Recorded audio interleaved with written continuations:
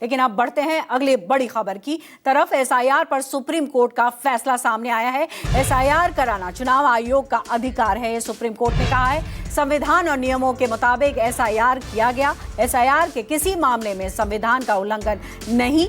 नए voter list को SIR के जरिए अपडेट करना इलेक्शन कमीशन के अधिकार क्षेत्र में आता है।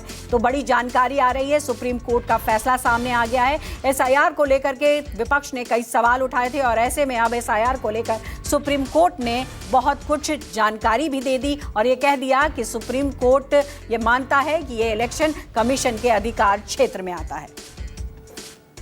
जब एसआईआर की प्रक्रिया सामने आई तो किसी ने उसे वोट चोरी कहा, किसी ने कहा कि वो दरअसल सरकार को चुनाव जिताने के लिए लाया गया है। बहुत सी याचिकाएं सुप्रीम कोर्ट में दाखिल की गई और यहां पर करीब 20 याचिकाओं पर फैसला सुरक्षित रखा गया। आज फैसला आ गया। हमारे साथ अधिवक्ता सुप्रीम कोर्ट अश्विनी उपाध्याय जी हैं। सर, आप खुद एक याचिकाकर्ता थे।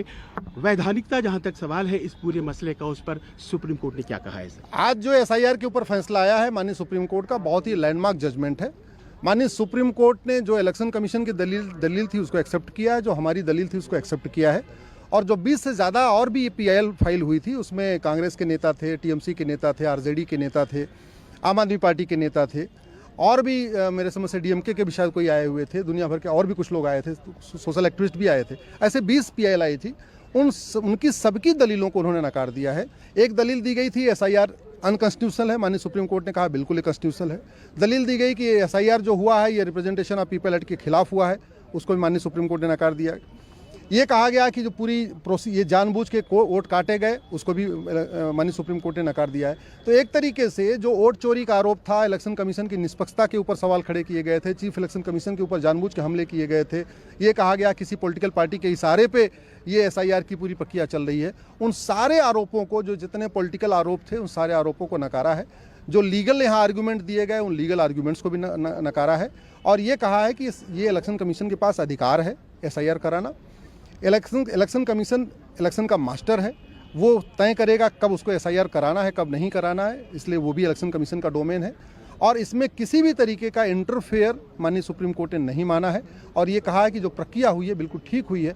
तो मैं आशा करता हूं कि जो लोग दुनिया भर के आरोप लगा रहे थे शायद अब आरोप नहीं लगाएंगे और कायदे से उनको एक बार माफ़ी मांगना चाहिए, क्योंकि उन्होंने इलेक्शन कमीशन जैसी संवैधानिक संस्था जो दुनिया में सबसे ट्रस्टेड संवैधानिक संस्था मानी गई है, हमारा इलेक्शन कमीशन दुनिया का सबसे ट्रस्टेड इलेक्शन कमीशन माना जाता है, उसके ऊपर जो जानबूझ के आरोप लगाए पॉलिटिकल कारणों से, वो शायद उनके लिए उनको अब माफ़ी मांगना चाहिए। सर, मेरा एक ही और प्रश्न है। लीगैलिटी के ऊपर आपने बता दिया, सुप्रीम कोर्ट ने ये अहम फैसला दे दिया। अब यहाँ से एंट्री होती है एमएचए की, मिनिस्ट्री ऑफ होम अफेयर्स की, क्योंकि सिटीजनशिप को लेकर के उनके पास जो आदेश दिया गया है, जितने नाम काटे गए थे अब वो वहाँ जाएंगे। तो उस पूरी प्रक्रिया को प्ले आउट होते हुए कैसे आप देखते हैं? माननीय सुप्रीम कोर्ट ने कहा है कि इलेक्शन कमीशन के एसआईआर के बाद जिन लोगों का नाम छूटा है 4 हफ्ते के अंदर वो पूरी डिटेल इलेक्शन कमीशन को गृह मंत्रालय को देना है।